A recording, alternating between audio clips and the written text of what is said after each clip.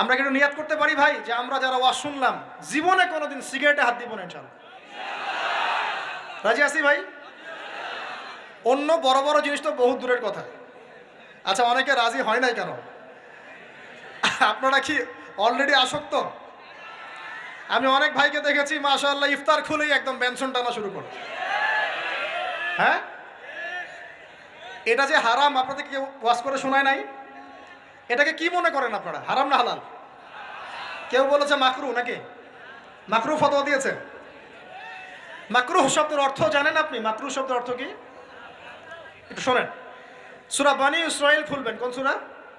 সূরা বনী ইসরাইল। আল্লাহ পাক বলছেন আমি বনু ইসরাইলকে এই কাজগুলো করতে নিষেধ করেছিলাম। কোন কোন কাজ? জেনা করো না, জেনার ধার কাছে যেও না, এতিমের মাল আত্মসাৎ করো না, শিরিক করো না ইত্যাদি। যারা আলেম আছেন তারা আমার কথা বুঝবেন।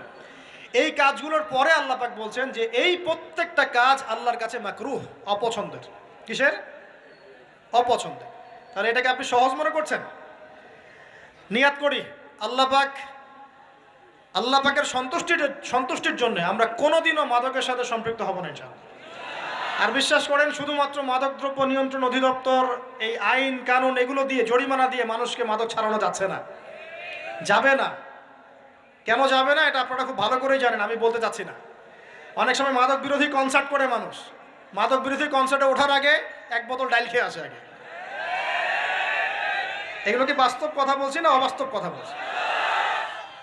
আমাদের যুবক ভাইরা কোশ্চিন কালেও মাদকের ধার কাছে যাবেন না ইনশাআল্লাহ। একটা হাদিস খালি মনে রাখেন, একটা, এই হাদিসটা মনে রাখেন। নবী সাল্লাল্লাহু আলাইহি ওয়াসাল্লাম বলেছেন কেউ যদি মাদকদ্রব্য সেবন করে তার 40 দিনের নামাজ কবুল হবে না। সিগারেট একটা খেয়েছি, 40 দিন নামাজ নাই। এরপর যদি সে তওবা করে আল্লাহ মাফ করে দিবে ইনশাআল্লাহ। আবার যদি মাদক খায় আবার 40 দিন কবুল হবে না। যদি আবার তওবা করে আল্লাহ মাফ করে দিবেন। আবারও যদি খায় আবারও 40 দিন কবুল হবে না। আবারও তওবা করলে আল্লাহ আবার মাফ করে দিবেন। চতুর্থবার সে যদি মাদক খায়, আল্লাহ রসুল সাল্লাল্লাহু আলাইহি ওয়াসাল্লাম বলছেন আল্লাহ পাক কিয়ামতের মাঠে তাকে তিনাতুল খাবাল পান করাবেন। কি পান করাবেন?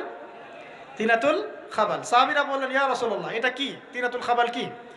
নবী সাল্লাল্লাহু আলাইহি ওয়াসাল্লাম বলছেন এটা হচ্ছে জাহান্নামীদেরকে আযাব দেওয়ার পর তাদের রক্ত মাংসের যে পুঁজ বের হবে, এই যে ড্রিঙ্কস, জাহান্নামের হার্ড ড্রিঙ্কস, এই ড্রিঙ্কসের নাম হলো তিনাতুল খাবাল। আল্লাহ পাক আমাদের সবাইকে মাদক থেকে বাঁচিয়ে রাখুন। হতাশা মাদক দিয়ে দূর হয় না। হতাশা দূর হবে, বলে দিব, 3টা জিনিস, মাত্র 3টা। কয়টা ভাই? 1, 5 ওয়াক্ত নামাজ। এক কি? নামাজে আপনি ওযু করে সিজদা দেন, ইনশাআল্লাহ আপনার মনে প্রশান্তি না আসলে আমাকে এসে বলেন যে আসে নাই। চোখের পানি, মনের আবেগ যা আছে আপনার ভিতরে, কষ্ট, দুঃখ, যন্ত্রণা সব আল্লাহকে ঢেলে দিবেন ইনশাআল্লাহ। নিজের আবেগ ধরে রাখবেন এখানে, আপনি আল্লাহর জন্য ঢেলে দিবেন। মানুষকে আবেগ দেখায় কি লাভ? মানুষ আপনার চোখের পানির মর্ম বুঝবে? মানুষ কি মানুষের চোখের পানির মর্ম বুঝে?